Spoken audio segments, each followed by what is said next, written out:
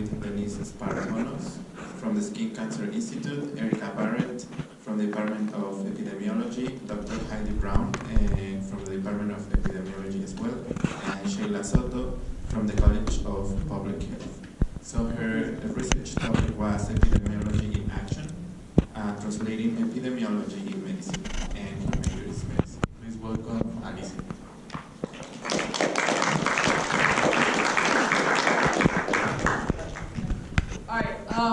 Well, good morning, guys. My name is Alicia. I'm a student from Universidad Juárez Autónoma de Tabasco. I was really fortunate enough that I was under the leadership and mentorship of Dr. Robin Vijeras, who's here, and I'm really happy that she is. So my topic is Epidemiology in Action, translating epidemiology in medicine. Okay, so I am a student. How can I go ahead and apply epidemiology to my field of study and why it is important? So the first slide is going to be like a fun slide, just to break the ice.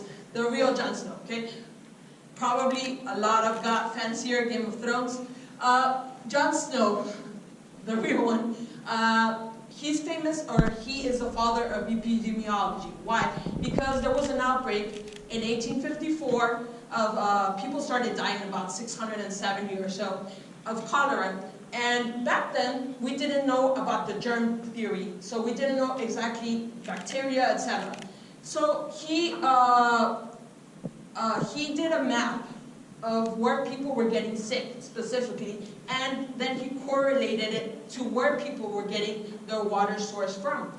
That led then to a specific pump, the Broad Street pump, and that's how he figured out that people that were drinking water from this source were getting sick. So, real Jon Snow?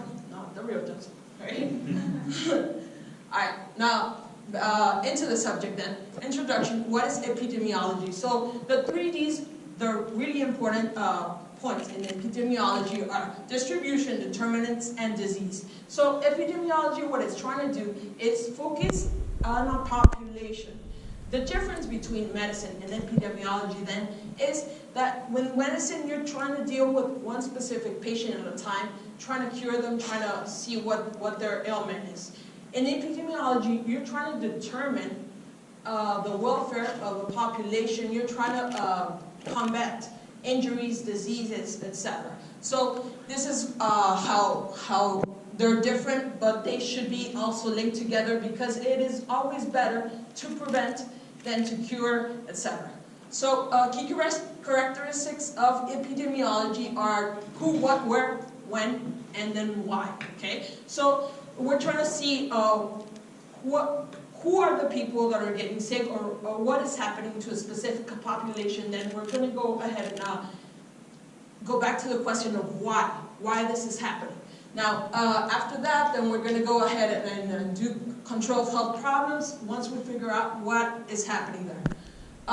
The objectives of this internship, well, that was to provide me a wide range of different views, because I did work with about 5 different community epidemiologists and public health personnel that helped me understand these different viewpoints of exactly what public health is and how we can go ahead and apply that to epidemiology. It was also to increase the knowledge and experience of how I can go ahead and then translate this into into the medicine field. Activities, these are the different activities that I went ahead and did. I'm going to outline the 3 primary ones that I spent the most time in. But I did completion of responsible research training, which is a city program. The city program is a collaborative institutional training initiative program. Anyone that deals with IRB is kind of familiar with this city program. Everyone has to take it in order to know how to handle human subjects. Now, then I went ahead and I did a literature review, and that was an article that was provided to me that I went ahead and explored and put comments on it and how to update it, because that was written in 2006. Primary prevention and sun safety, I'm going to talk later on about that. Outbreak investigation, primary prevention in the community, and finally developing education modules for community. This is a video that we're doing, or not me, but I'm helping to translate the dialogue. They're trying to record a video of CPR, and they're trying to create it in Spanish so that more Hispanics are familiar with the CPR. So this is kind of on my poster as well. It's the 5 different programs I was fortunate enough to be a part of. And then I'm going to go into the importance of skin protection. So one of the subjects I did was working with the Skin Cancer Institute.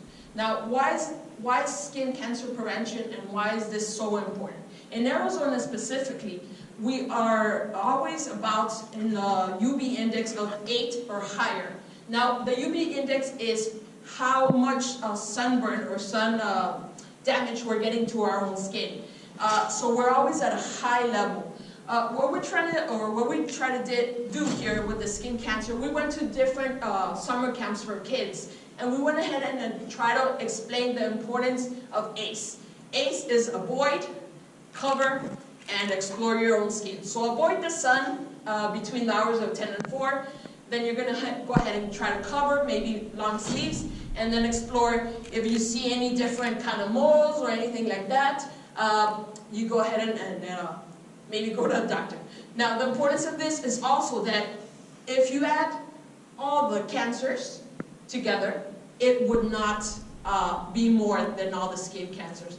So skin cancer is the most prolific of all the cancers. So that's why this is important. That's a picture of me. We were trying to show the kids the importance of the SPF 30 in contrast to any SPF lower than that, so sunscreen. We educated about 100 kids on sun safety. Then disease outbreak investigation. Disease outbreak investigation, that was a SAFER. SAFER is a student aid for research in epidemiology response. So what we go ahead and do in this call center is we get a list already of patients that have been infected with a Campylobacter. Campylobacter is a gram-negative bacteria. What it does is, it's kind of nasty, but it goes ahead and it gives you gastrointestinal issues. So you get nausea, vomiting, diarrhea, headaches. Not a pleasant thing to have. So we go ahead and call these patients that have been highlighted, and we try to see if there's any patterns of specific things that they're doing. So maybe they're eating at specific places, they're shopping at specific places. We try to see if there's a pattern, and then we try to combat. Primary prevention in the community, Juntos por la Salud. This is just a mobile health clinic that goes ahead and goes into Latino poor communities and tries to screen for obesity, diabetes, and hypertension. So we went to 3 community events and we screened that. In conclusion then, epidemiology, the core discipline of public health, is important because they're trying to prevent. They're trying to go ahead and prevent and handle the population rather than a specific human subject. So what I take from this experience, which was awesome because I got a wide range of view, I went ahead and understood the role of epidemiology, and I am now seriously considering an MPH, a Master's in Public Health. Because it is 100% better to prevent than just to deal with the consequences. So, acknowledgements, well, all these, my mentors that helped me out with the different programs, specifically Dr. Robin B. Harris, who's just awesome, and thank you so much.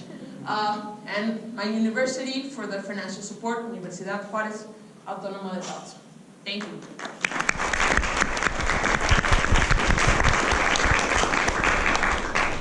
Questions? No? Thank you very much, Alicia.